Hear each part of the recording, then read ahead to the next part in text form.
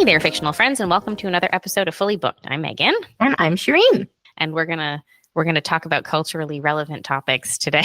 Oh, look at us. We're being so I intelligent know. today.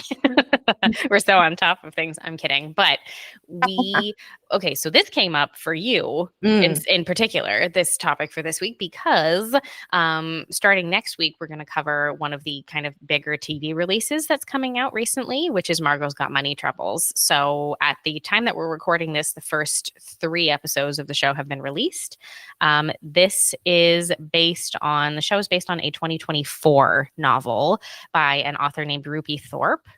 And I've watched the first 3 episodes at the time that we're recording this. I have watched the first few Oh, episodes you that have have? dropped. I have, Oh, yeah. okay. I I'm watched. behind here. I haven't watched it. I'm Yeah. No, I've watched the first few episodes, and actually, as of today, because again, I'm doing this to help myself out here because we said we were going to, so I'm really keeping up with it. I just finished listening to the audiobook Oh, today. good for you. Yeah. Wow, I am so behind. Yeah, so I've got the whole thing on lock. I've got the whole idea of like what the entire story is. So this is how you came up with this idea, was because we read about this, we watched the trailer, and you were like, this is an interesting thought, because the general premise of the novel and the show subsequently is that it follows a young woman named Margo who becomes pregnant. She's 19 at the time that this happens. She becomes pregnant. She decides to keep the baby, but of course, because she's a young mother and does not have any sort of sustainable career in place, she is very, very much struggling financially to make money in order to support herself and her child. Babies are expensive, yeah. Very much. And so she winds up finding out the idea and decides to start an OF account in order to be able to bring in some funds, work from home, and be able to support her kid in a relatively safe environment, honestly. Yeah. So that's what she decides to do. And it's kind of like her entire journey from like being a young person in college, getting pregnant, everything subsequently that happens. I will not get into spoilers about anything, especially not this week, not until we get into like the start of things for next week's episode. And also because you haven't had a chance to watch the show yet. So everything subsequently that happens afterwards, and it has a lot to do with family relationships and dynamics. It has a ton to do with the financial and economic issues that young parents, and particularly single parents, face with regards to especially things. It points a real strong light onto the idea of childcare and how expensive it is. Yeah.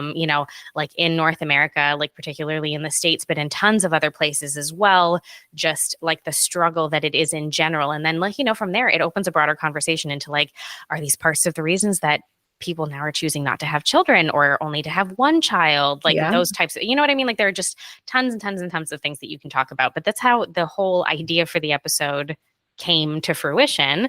And then from there, we were just talking about the idea of certain books in general that we've come across in more recent years that are speaking about more culturally relevant hot topics right now. So like OF as a platform, and the majority of like creators on it, like, that are doing things that kind of fall within the realm of sex work to a degree and things like that. Right. But sort of, I guess that's something that we're seeing a huge push with now.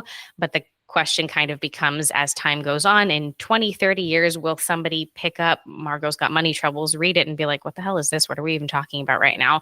Like, will that be the case? And I've come across it with a couple of other books that I've read in the last couple of years where you do kind of have to posit that question. But I guess we'll get into it, but I do have some thoughts about, I guess, like where I started with the thought process with it and where I've gotten to that, like the more I've thought about it. So it's just an interesting thing. And I've got like, I think a different take on it. Is obviously we're different people, Yes. but like I have my own like, percolations that I'm thinking about it. So how do you want to get into this, Megan? Okay. Well, we've kicked it off with kind of, to a degree, we've given you like the rundown of what Margo's Got Money Troubles is about. Maybe I can chat through the couple of other books that came to mind for me when we were thinking about the episode, and then we can get into like some of those topics as well, and how relevant we feel like they are, but maybe to a degree how their relevance kind of in a way lasts, even if it's a different platform. There's always something like this that's going to be happening, I guess, is kind of my thought process. So the second book that kind of fell into that purview for me is a book that I literally just finished like this week, called Nothing Tastes as Good by Luke Dumas. It's a novel that follows a man who is dealing with really large like weight loss struggles in his life and has been Oh, right. for pretty much his entire childhood into adult life. He's in his late 20s. He's very unhappy. His name's Emmett. He's very unhappy and has never been able to sustainably find a way to lose weight and keep it off without potentially damaging his health in the long term. So but one day basically is scrolling on Instagram and comes across an ad for a potential entry into a trial for a new weight loss drug that this pharmaceutical company, is attempting to get approved by the FDA so that it can be mass produced. And he becomes eligible to take part in the trial. He chooses to do so. And from there, he begins using it. But of course, it's a horror novel. So obviously, there are much more dire consequences to his use of the drug than simply weight loss. I mean, one, I will say the weight comes off so rapidly that it's actually like, from a health perspective, it's concerning. Yeah, but that's what we're seeing like broadly, right? With Ozempic and all those. Exactly. Yeah. So it felt really timely to me that we were going to have this discussion, because I just finished this book and we're living in this world in not only like we're very much having it pushed in our face in like the Hollywood sphere of things, but even just with the general public in this like GLP-1 universe that we're existing in right now, where now thin is coming back and body positivity is not a thing anymore. It's crazy. It's like when these I just need to like kind of like do it dwell on this for a minute here. So, you know, you and I have obviously read a lot of books over the years. And you know, as we get older, that's, you know, as time is going forward, we're kind of seeing the evolution of things in real time. And I remember the first time that I read The Hunger Games, and there was this notion of the people in the Capitol eating until they were like super full and then basically making themselves sick. It was like very commonplace for them to take a drug or whatever and just start throwing up.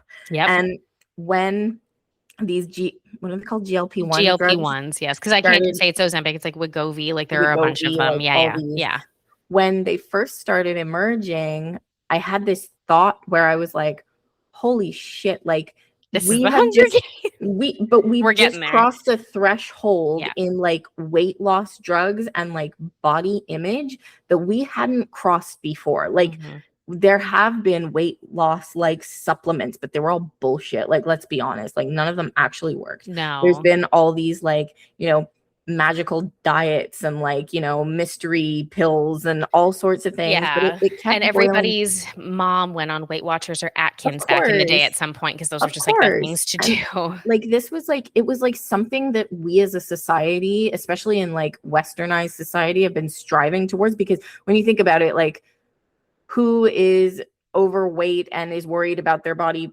image is people who live in countries where they can like eat so much crap that they usually get, like, you know, like it happens. I'm generalizing here, like, I mean, like, look, there's a lot. We know there's saying, a lot like from a perspective, right? Like this is kind of our mentality over here. And so when these drugs came out, I was like, oh my God, we're witnessing it. Like we've just crossed a line that we are not going to be able to come back from, because this is something that we have been striving for forever. And like we've done it now, like it's happened. And look at what's happening to Hollywood. Like to your point, we went from, okay, you know what, the magical weight loss pills and the magic diets, they don't work, right? Like we kind of got there mentally. And then it was, let's just do body positivity. Let's be healthy. Let's eat well. Let's go to the gym. Like, let's do that.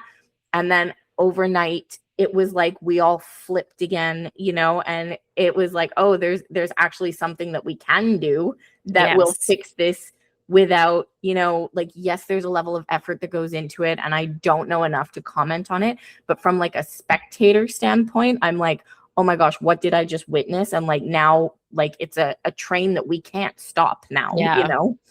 Oh, well, you know, we're seeing it because for us, it's so jarring because, you know, these are drugs that initially were developed and are technically to treat diabetes. Like that's largely what they're for, is to help with the management for an actual illness that people deal with.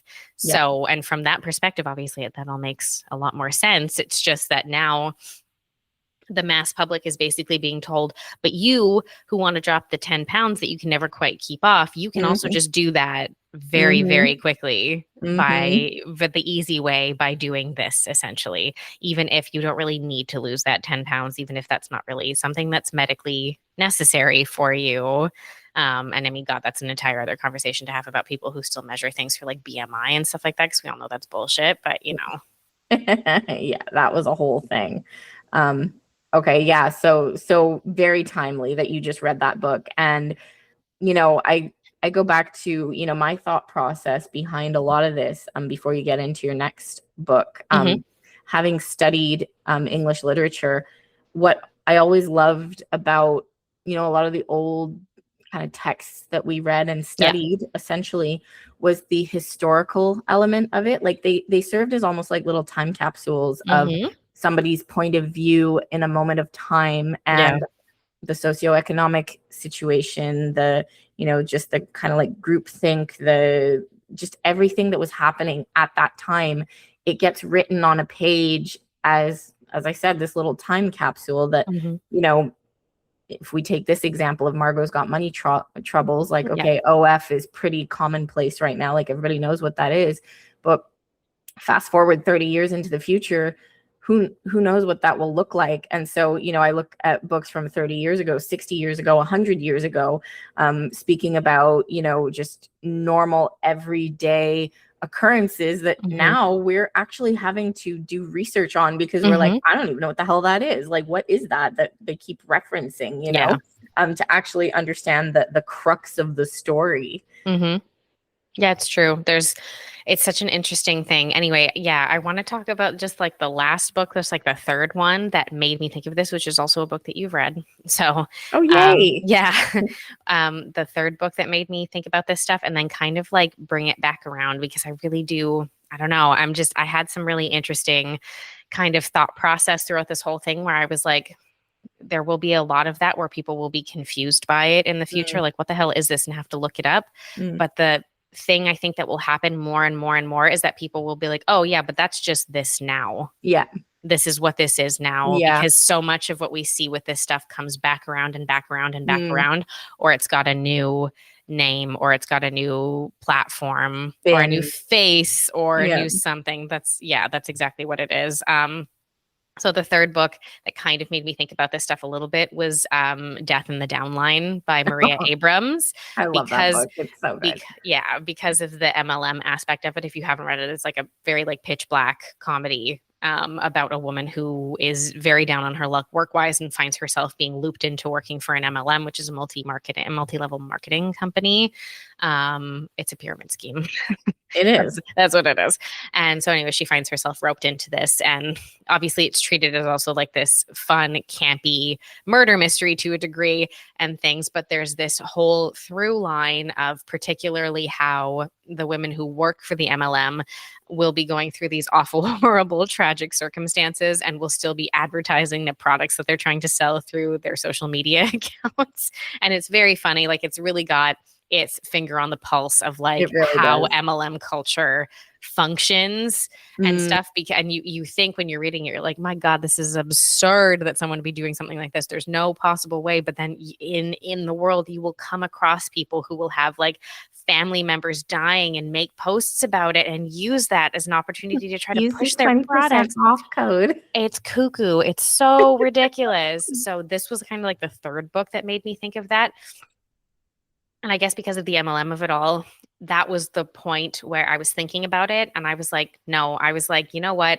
We're thinking about this like, oh, will this even be a thing in like 30 or 40 Oh, but years it when someone will, picks up because these think books? about Avon. Exactly. Yeah. This will be a thing. This will Amway, like these ones that have been around for decades. So that will be around. There will be weight loss something or other in 30 or 40 years. Maybe it won't be a GLP-1. It might be something that works even faster. Who knows? It'd be some sort of mist that you spray on your You face. just like spritz on your face, or you have to like a drop that you put on your tongue in the morning or Yeah, something exactly. stupid like that.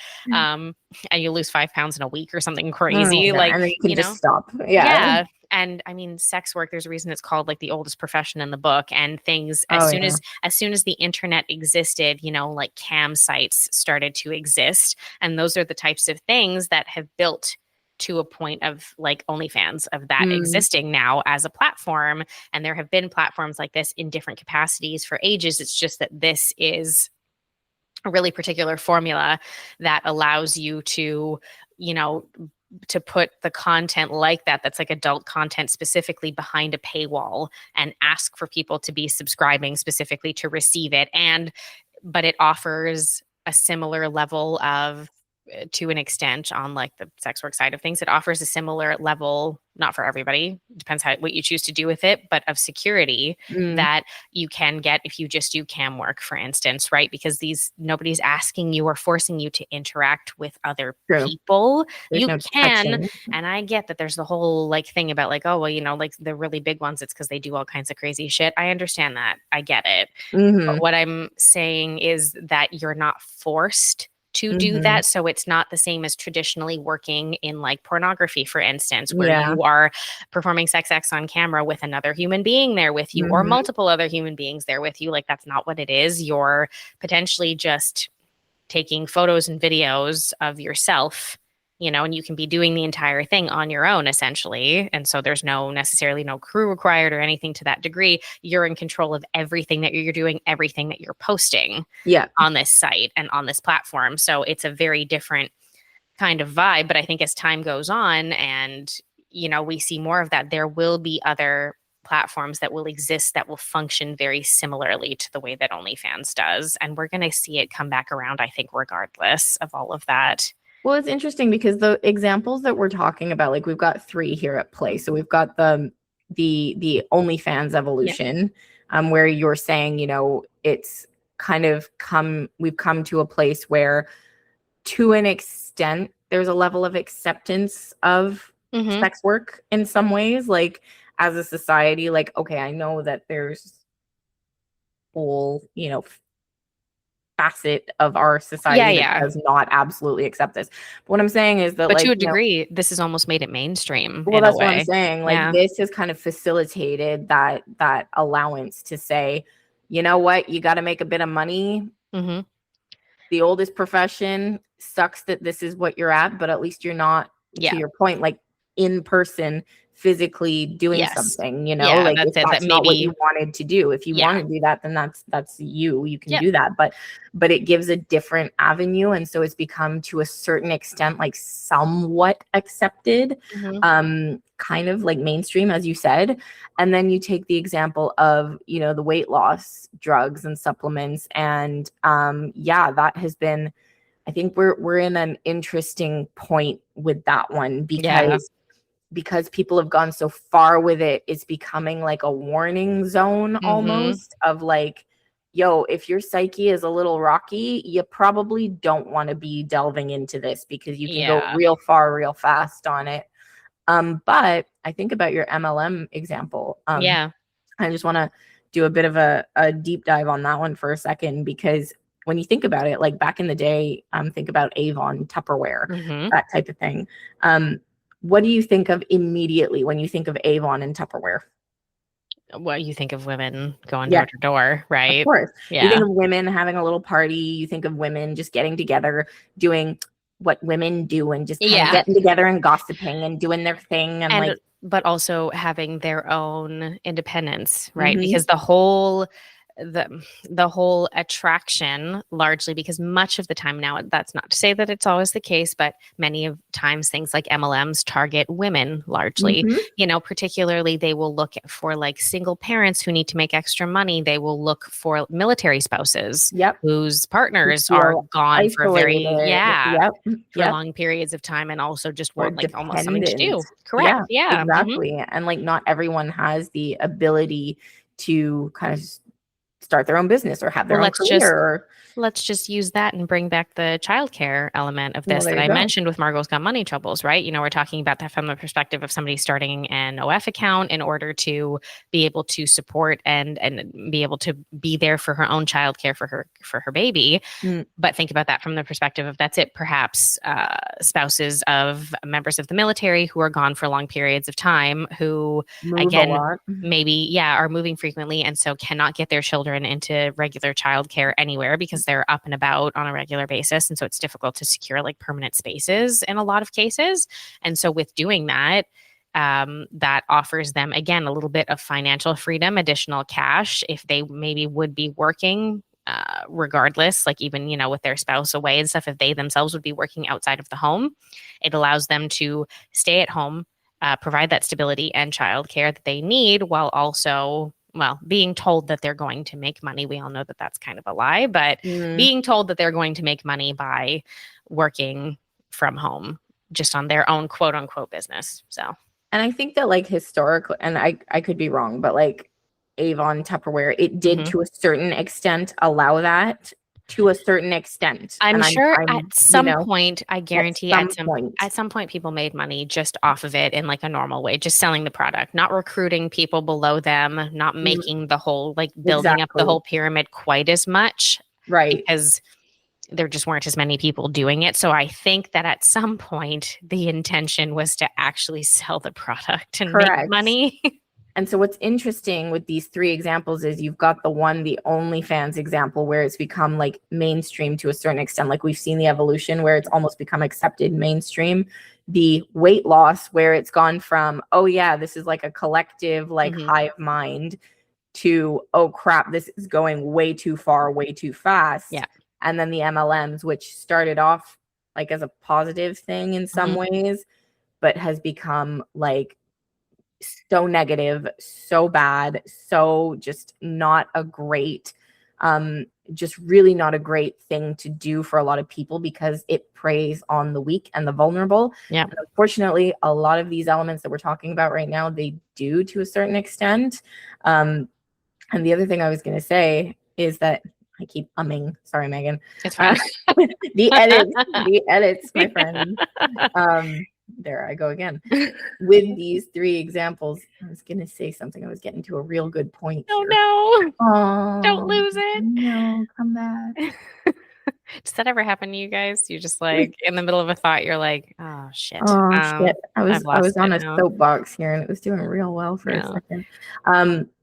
What I was getting at was that the three examples, we can see that how once you start on this type of track, yes, we tend to go from 0 to 100 real fast. Oh, yeah. And I'm like, do we have to go this bananas on everything all the time? I don't think we ever do. So negative that it's going to be like 30 years from now, we're going to look at all these three classifications and be like, oh yeah, that was a real horror story in the end, Yeah, that's almost always the case. I mean, granted, like with Nothing Tastes as Good, it literally becomes a horror story, which is obviously part of like the messaging behind it, which is interesting. And again, if these things work for you, if you're listening in and you're like railing against me, like I'm generalizing, I'm sure that there's really positive elements, which I'm sure this book sheds light on in some ways.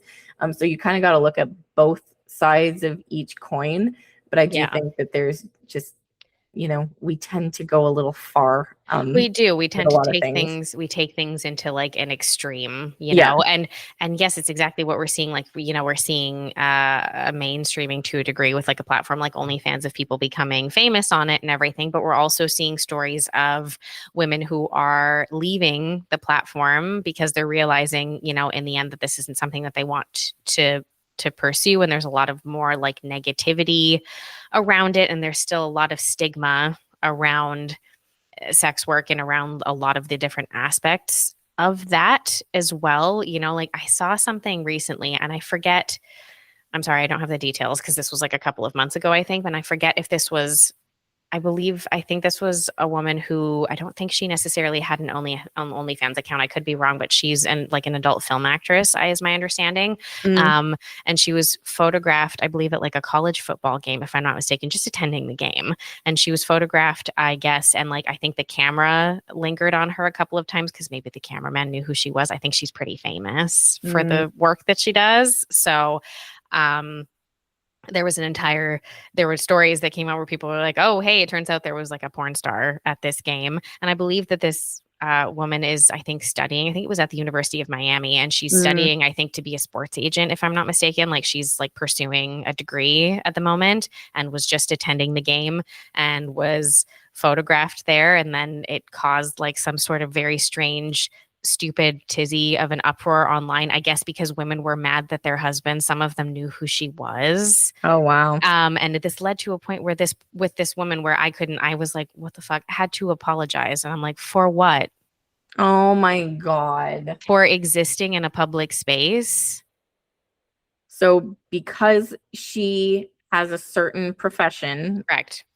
which she is fully allowed to do in her Mhm. own time and not hurting anyone, I mean, I'm sure it's paying for school. So right? But yeah, like she's literally anyway, because she was in this place at this time and somebody decided to photograph her, she had to. I think at a I public heard about this. yeah, at a public football game, mind This you, is for the terrible. college. Like, and she said that's it. She's just very passionate about sports in general. It's something she's really interested in God pursuing as a forbid. career. So You anyway, know, the it just double felt like it was like, standards oh, and the hypocrisy just kills me. oh, it's wild. Yeah. It's just we see it every day, but it is something that again we're still seeing that there is still stigma around it, and that's something that Margot's Got Money Troubles, to bring it back around. That's something that the book and I'm sure the show are going to tackle pretty heftily as well, obviously, is like people's feelings around it, like, and sort of like getting into it, what that means. And there are aspects of that to do with that's it, like, someone being accused of being an unfit parent Mm. and things, who are like, engaging in a platform like this and doing this as work, et cetera, et cetera. And what are the moral implications of that ethically, et cetera, whatever else it is, and like how different people feel about it.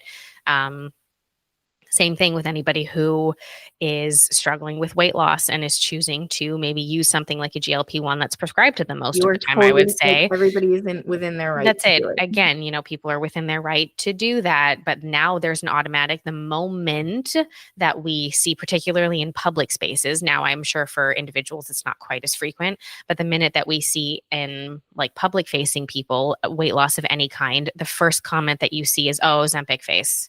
And that's the Yeah. first comment that you see on anyone's photograph, anyone's video, anyone's anything. Yeah. But there's an automatic judgment that exists there underlying, when I'm like, I mean, yeah, maybe, but we don't know, and two, even if that is the case, I mean, is it I your mean, like, business? Not it's none of really. your business, No. but I think it's just interesting because, like, going back to our earlier comments, we went through this whole body positivity phase, and now it's not just the weight loss drugs, it's also the abundance of like plastic surgery Mm, and like fillers and injections. Again, I'm not up to speed on what like the most popular things are these days, but I think I read something where there was a celebrity who was like, no, I don't get anything put in my face. It's all natural. The only thing I do is I have saline injections in my face because mhm. it's good. It's proven to be good. And I sat there going, like, what is this? Like, like, Because it's the judgment that comes automatically along with it. So it's the hoops that people have to jump through verbally, like sparring with people to try and get around it, where I'm like, oh my God, just who cares? If you do, you do. If you don't, you don't. But most of these people in some capacity, female, male, whatever, make their living off of what they look like. Like that's a big mhm. part of their brand, is what they look like. And so obviously in a lot of cases, people are going to have a tendency to try and do certain things to maintain the looks that they have or enhance them in some capacity. But it's tragic because it's not going to have the same results for everybody. Like, we're Not all at all. different people, Yep. and like, we're not all going to be, you know, a super fit looking person. If you Nope. go on these drugs, you could end up, like skeletal looking. Mhm. You might not get the same results from your plastic surgeon. So I think it's just difficult to see um, everyone's mindset Yeah. drift Yeah. back towards this direction when, in the early aughts we were seeing this, the hip bones and all the Maybe bones sticking maybe out. that's part of it too. Maybe we have a tendency to get a little triggered by this stuff because we grew up in an era in which it was extremely prevalent, and we watched movie like we like consumed content and films like I don't know, Bridget Jones' Diary, Yeah. for instance. What does she weigh in at one point where she says she's fat? It's somewhere around the 125 to 130 Yeah. mark. And I'm like, Yeah. okay. It's really And tough. it's like multiple characters in the film are like, oh, she's chubby. Like they Yeah. talk about it like that. They like refer to her that way. And you're like, wait a minute, what? And the minute that you're no longer 11 and watching this, you're like, hang on a second. How You am I take a look. supposed to Yeah. weigh that? Like what, oh, anyway, we could talk about it forever and Yeah. ever, but I just think it's really interesting to see this in books and to take it as like a time capsule and Mhm. like think about like how this is super culturally relevant in this one point in time. And then to your point, how there's an evolution of it one way or another. But it And doesn't go away. we always end Yeah. up back around, It but does. it'll Yeah. just take a different spin in Mhm. 30 years from now with emerging technologies and different things. Like, 30 years from now, we're going to read these books and be like, oh, wow, I forgot about that. What a time capsule these Yeah. are, kind of thing. Yeah, that's it. So it'll be really interesting to see what the next iteration of this will be. I say interesting, I kind of mean disappointing, but it'll be Yeah, interesting to see it'll what the be next interesting. iteration of these different things will be, and the automatic, very public judgment that seems to come along with any of them, regardless of what it is that people are choosing to do with their time. So yeah. Anyway, this was just something that came up. I guess Margo's Got Money Troubles, I think, just triggered this idea most like for Shirin. And then from there, I think I was like thinking about it. I was like, oh, there's other ones too. There's other There's stories so like many this that I'm examples like, of yep, this. these Yeah. other things too. So yeah, it's just an interesting thought, Mhm. that they are relevant right now. They will never not be relevant. They will just be different in the Yeah, future. Yeah. totally. Yeah. Anyway, I wonder, I'm, very curious if you guys kind of feel the same way about Yeah. that. And if there are any other books that you feel sort of fall into that category a little bit. If they are, whatever, I'm always looking for recommendations. So drop them in comments wherever. Yes, please. Yeah. Check out all of our socials. We're at Fully Booked CA everywhere. You can check out the website at fullybooked.ca. We have all kinds of recommendations and reviews for new and upcoming releases and everything on there on a regular basis. So please feel free to go over there and check that out too. And then next week, we will be kicking things off, I think, with that first batch of episodes of Margo's Got Money Troubles. And I'm really looking forward to you seeing it so we can kind of get into like some more of the nitty gritty of it, and we can talk about some like book stuff, and we can kind of get into like certain differences and certain aspects of it that are different. There's a lot of really good casting in this show. So yeah, it's a pretty stacked cast. I'm really looking forward to seeing how you like it too, and we can kind of chat about that. Especially, I want a mom to talk to about this. So yeah, I think I'm gonna be a little enraged by this, and I think the whole discussion that we're gonna have about childcare and our capitalist society basically building baby warehouses so that women can go back to work after 4 weeks of work. Yeah. Yeah. Anyway. Exactly. So anyway, check out all of that. We've got that coming your way. But in the meantime, guys, keep on reading. Thanks, everyone.